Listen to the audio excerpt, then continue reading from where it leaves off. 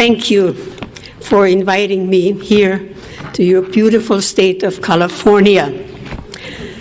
The media still claims that Hitler rolled into Austria with tanks and guns and took us over. Not true at all. The fact is that the Austrian people elected Hitler by 98% of the vote by means of the ballot box. Now, how could that happen in a Christian nation, almost 100% Catholic, that they would elect a monster like Hitler? Hitler did not look like a monster. He did not act like a monster. He talked like an American politician. The year was 1938. Austria was in a very, very deep depression. We had more than 30% unemployment. We had 25% inflation. And if you borrowed money from the bank, you paid 25% interest. That's why farmers were going broke, businesses were going broke. They could not pay their mortgage, or they could not pay their taxes. What was even worse, we had riots in our cities. We had whole blocks of the cities burned down, and our law enforcement was almost helpless. They could not control the riots. The unions were calling for strikes, and industry would close, and factories would close up, hence all this unemployment. It was not unusual in my home that 30 people a day would knock on the door for a bowl of soup and a slice of bread. They could keep themselves alive by going door to door. There were no jobs. They were young people, college graduates, no jobs. The media told us that in Germany, where Hitler ruled since 1933, they had full employment, they had a high living standard, and everybody was driving the little beetle car, the Volkswagen. We did not hear a whisper that anybody was being persecuted or arrested. We only heard good things. And of course, we spoke the same language. We spoke German. We had the same culture. There was only a border between us, Austria and Germany, like South and North Dakota. And we said, why not? We would like to have the same high living standard what Germany had, and of all the things, jobs. People wanted to work. Austrian people are not lazy, they want to work. So the Austrian people petitioned the government for a plebiscite, for an election. And hence, the Austrian people elected Hitler by 98% of the vote. So we got a new government, National Socialism. I translate for you, Nationalsozialismus, from the word national, the word Nazi derived. So we were getting a Nazi government. Nobody was elected anymore from the school board, the city commission, the county commission, legislature, and governors. They were all appointed. Well, we thought they would only pick the very best people to govern us. Just like in Germany, we trusted them. We did not ask questions. So the first thing what happened, we had to carry national ID cards. You could not board a bus, you could not board a train without showing your national ID card. Don't ever let that happen here. Very bad idea. The next thing what happened, Hitler gave us free radios. So we could listen to him. He was a great orator. And then he nationalized the radio station. And we were warned if we would turn on a foreign radio station like British Broadcasting or Switzerland, death penalty. Nobody turned on a foreign radio station because you know what the death penalty meant. So the newspaper, before it hit the street, it was being censored by the government.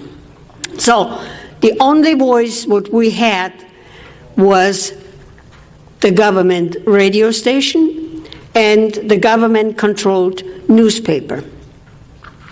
So a lot of new things happened very quick. Hitler gave us equal rights. Oh, that sounded so very good. Equal rights for everybody. Also, everybody was getting a guaranteed income from the government. The equal rights, here we call it the Equal Rights Amendment. Equal rights was designed in two components: equality, economics, and social. Economics, that was designed to equalize the country's wealth, because everybody was entitled to a guaranteed equal income. In order to achieve that, they had to raise our taxes up to 70% to equalize the wealth. Those who were on the lower income level, to graduate them up there to an equal level. They got subsidized housing, they got food stamps, they got heating fuel, and they got a certain amount of payment from the government for each child. So they equalized the country's wealth by taxing us 70% to bring that level, the lower income level, into an equal level, and that is called socialism. Yes. On the social level, of course, under socialism, everybody has to be in the workforce. Before Hitler, of course, the moms stayed home, they were good wives, and they raised their families. But under socialism, if you are not in the workforce, you are called a parasite. So the moms were being put out into the workforce. So what happened to the children?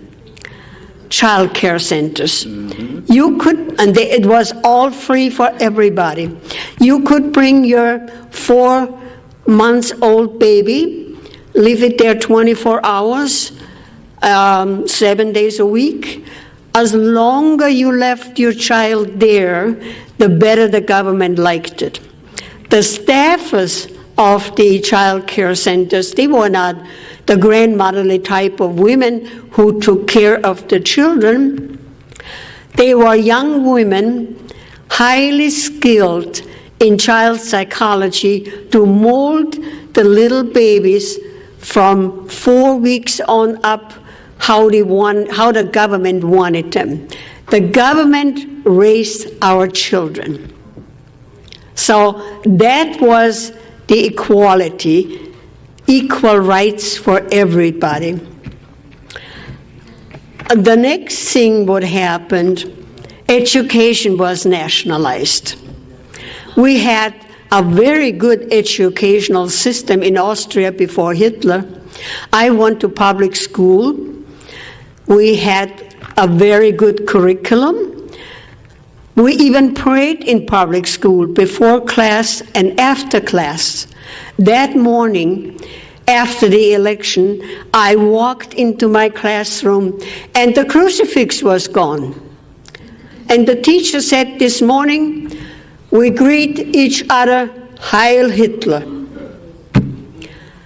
And she said, we don't pray anymore. We sing Deutschland, Deutschland über alles, Germany above everybody. And she also said, we would not have twice a week religious education anymore either. We would have physical education instead. Oh, we did not mind that. It was a lot more fun to play ball than study the Bible or learn long prayers.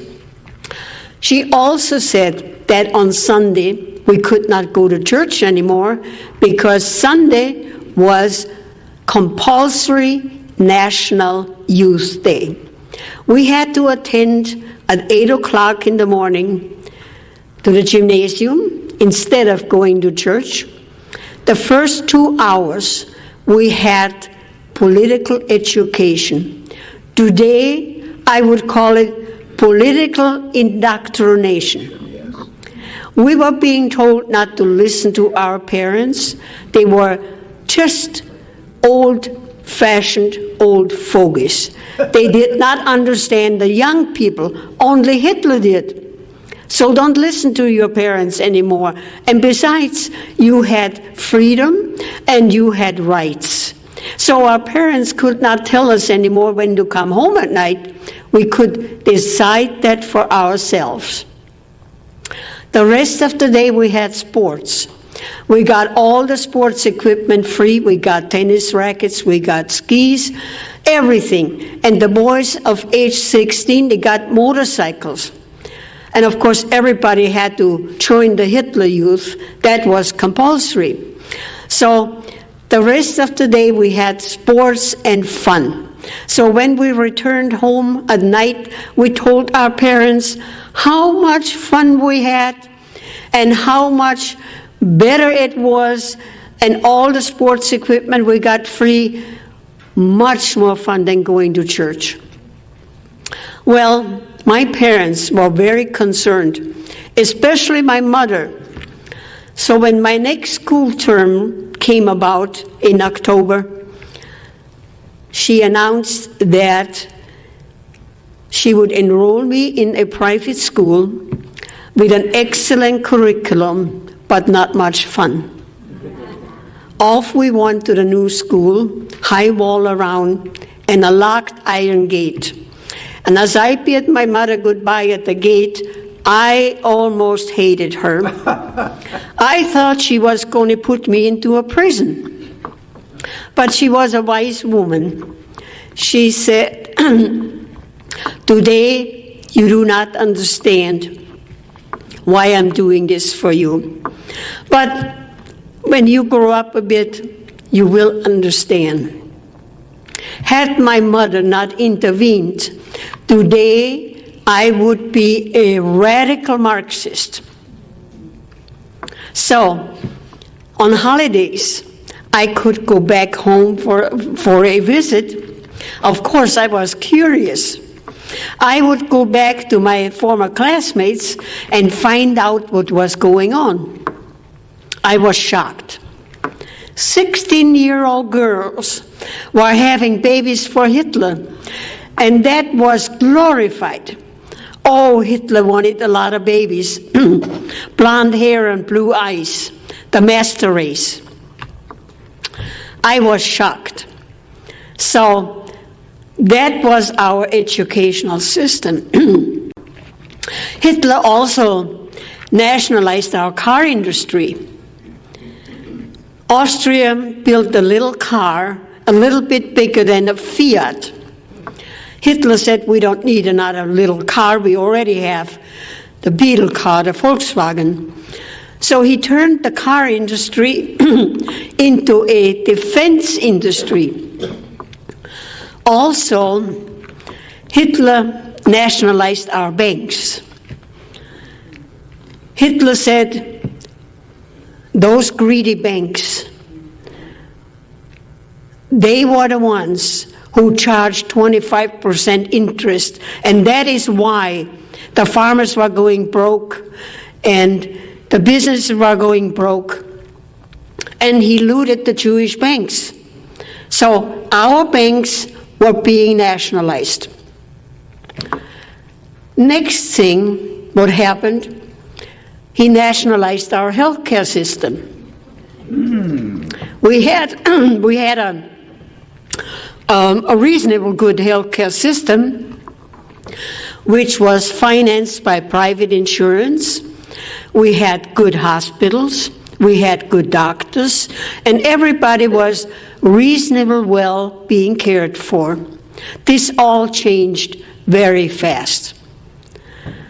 My brother-in-law, who was a family physician, he told me that when he arrived at his office at 8 o'clock in the morning, 40 patients would be lined up waiting for him to be cared for. He said it was like practicing medicine on a conveyor belt. He only had time, 5 or 10 minutes per patient, and besides all the paperwork. It was a system from well taken care health care to a very, very bad system. And what was even worse, he told me that naturally all the doctors were being salaried by the government. There was no more free market. Free market did not exist anymore. The government salaried all the doctors. So my brother-in-law was a very conscientious doctor. He would only prescribe medication what the patient really needed. But if that medication was not on the government's list, they took it out of his salary, and his salary dwindled down to almost nothing. So a lot of doctors left the country. A lot of doctors left, including my own husband. My husband did not want to practice medicine like his brother had to. He wanted free market medicine. He came to this country, and I remember telling me how wonderful our healthcare system was, how modern our hospitals were compared what he left behind. He said, I hope it will never change. Today, he would turn over in his grave how healthcare will change. Also, of course, under a socialist government, you have a lot of rules and regulation. We had a planning agency that was designed to control the businesses and the farmers. The bureaucrats, we had tons of bureaucrats. That's how Hitler created jobs, government jobs. Lot of bureaucrats. And they would go out on the farms and count the livestock and tell the farmers what to plant, how much to plant, and how much they had to harvest, regardless of the weather. They would go into the businesses and snoop around what they could find under the auspices of health and safety. Mm-hmm. Here we call it OSHA. They were nitpicking everybody. And I hear that a lot of time from my audiences, how the bureaucrats come into their business and snoop around what they can criticize and what the business owner had to replace.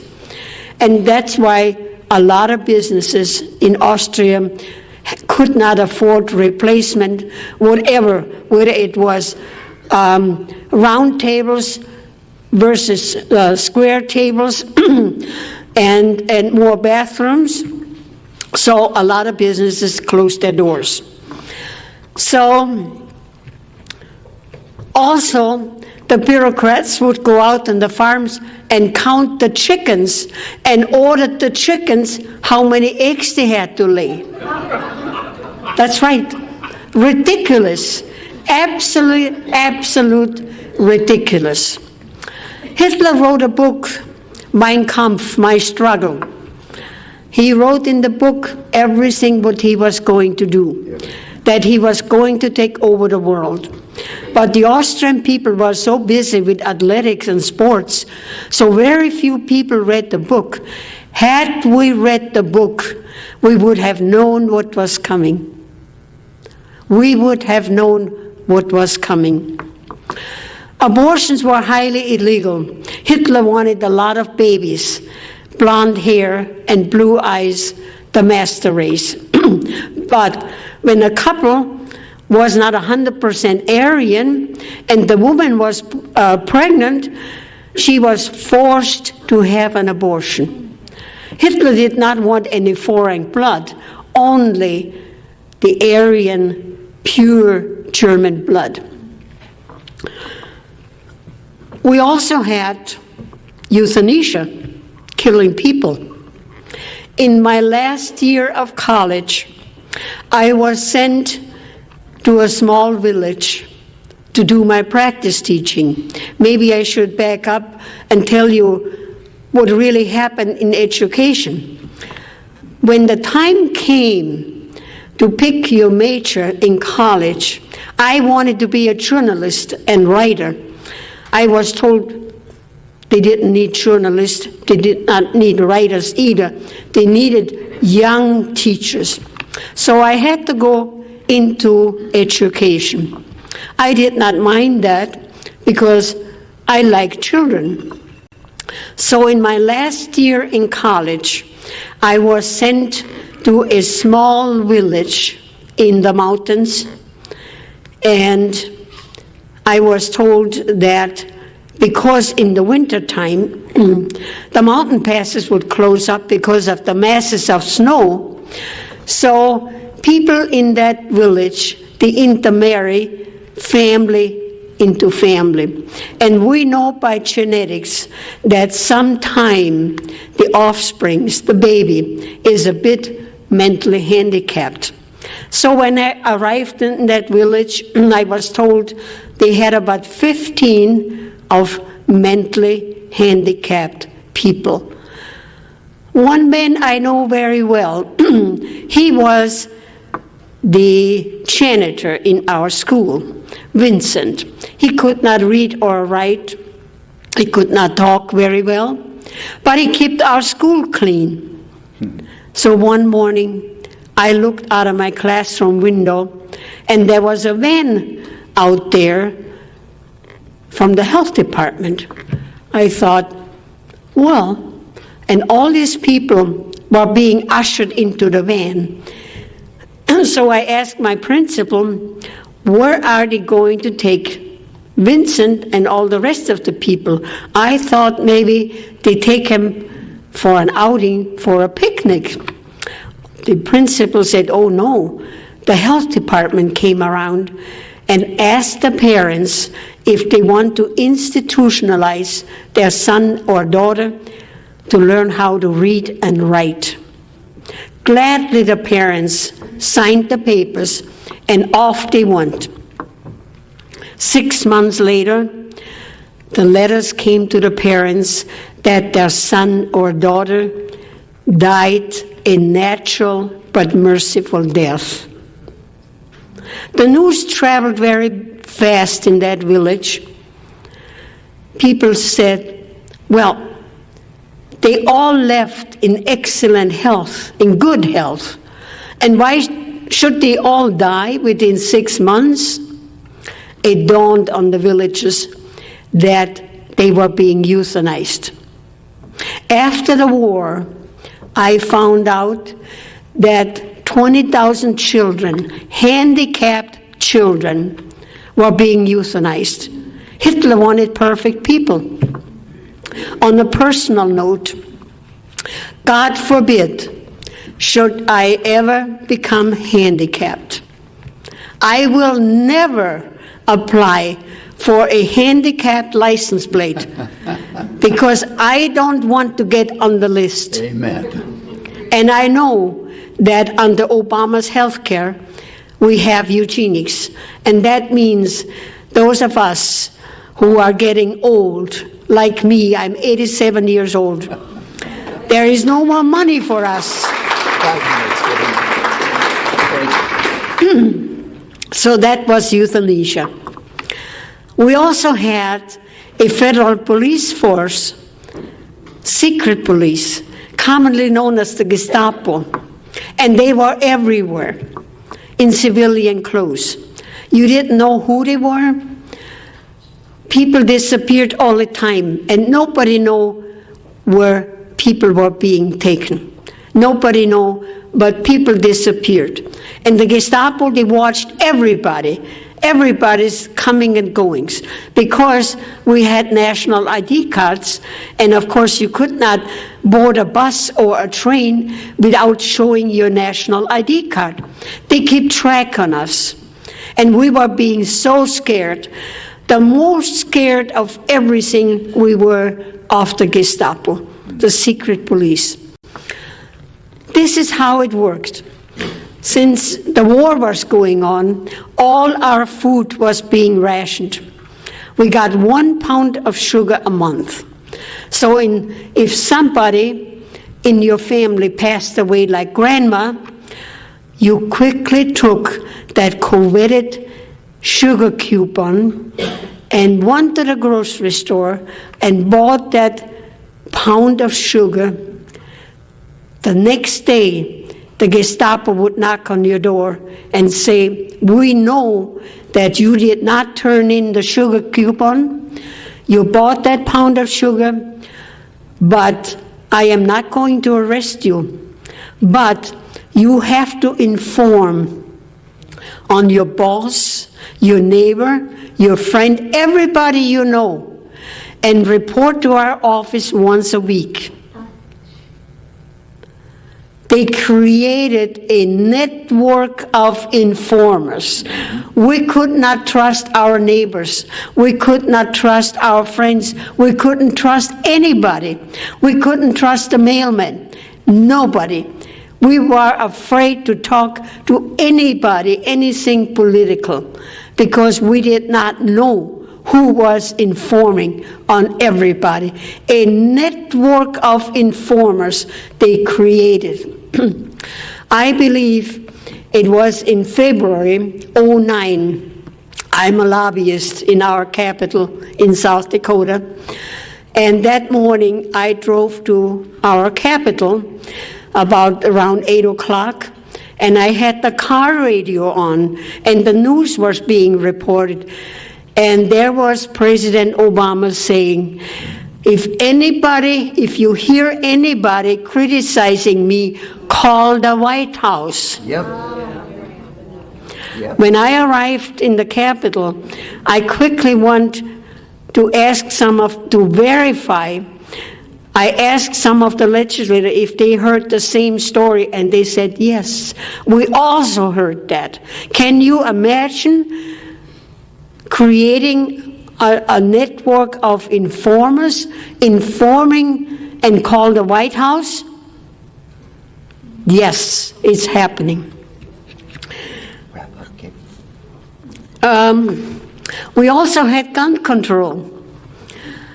The government said that children were playing with guns, and we had hunting accidents, people accidentally shooting each other, and we had criminals again, murderers. The only way that they could track the murderer was by the serial number of the gun. So bring your gun to the police station, then we can register the serial number and we can track the criminal. And we thought that was a good idea. Mm-hmm. So gladly we did that. Not long afterwards, they said, no, it did not help. We could not track all the criminals. The best way to have no more crimes and no more people getting hurt bring your guns to the police station, and they already know who had guns because we registered our guns. Keep your guns and buy more guns and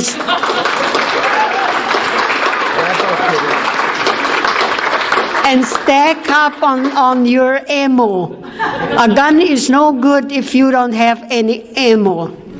Dictatorship did not happen overnight. It took 5 years, from 1938 until 1943, we had a full-blown dictatorship. Had we kept our guns, we would have fought a bloody battle to the last man and women to keep our freedom. But we had no guns. A classic example is, in Switzerland, it is law that everybody has to have a gun. And Hitler took every country in Europe except Switzerland. And Switzerland did not have a war for more than 600 years. Hitler never tackled Switzerland. So keep your guns. Keep your guns.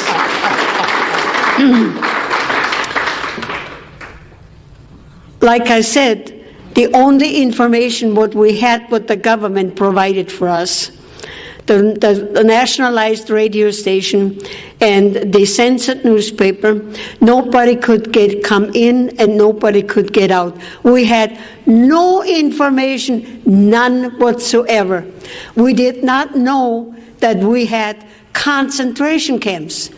We found that out after the Americans and the Allies liberated us, that we had concentration camps, and we were shocked.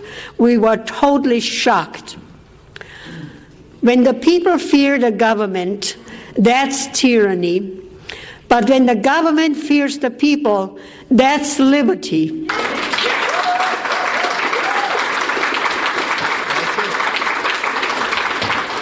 We have to take our country back as we know it. And a good way is that we educate our friends, everybody. I have my speech on a DVD. I urge you to have house parties, play my DVD, invite your neighbors, your friends, and educate them on socialism. We are almost 80% there. We have to take our country back as we know it. Those of us who sailed past the Statue of Liberty, we came to a country of unbelievable freedom and opportunity. America is the greatest country in the world. Amen. If we can keep it.